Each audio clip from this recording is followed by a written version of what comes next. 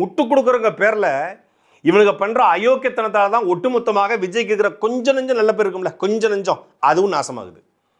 இப்படி தான் கரூர் விவகாரத்தில் முரட்டத்தனமாக முட்டு கொடுத்தானுங்க. அண்ணா நீங்கள் சாப்பிடுங்கண்ணா, சாப்பிட்டு 4 நாள் ஆச்சுண்ணா, நீங்கள் சாப்பிடுங்கண்ணா, முகத்தை என்னால் பார்க்க முடியலண்ணா அப்படின்னு முட்டு கொடுத்தாங்க.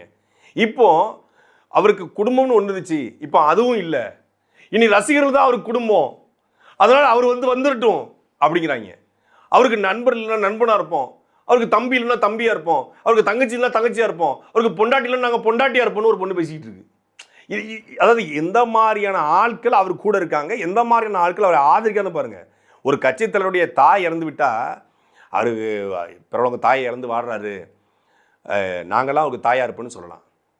அவங்க அம்மா அப்பா இறந்துட்டா, இல்லை தமிழ்நாட்டு முழுக்க அப்பாலாம் அப்பா இருப்பான்னு சொல்லலாம். அவருக்கு குழந்தைகள் இல்லைன்னா கூட ஆயிரக்கணக்கான லட்சக்கணக்கான குழந்தைகள் இருக்காங்க, அதனால் நாங்கள்லாம் அவர் குழந்தையாருன்னு சொல்லலாம்.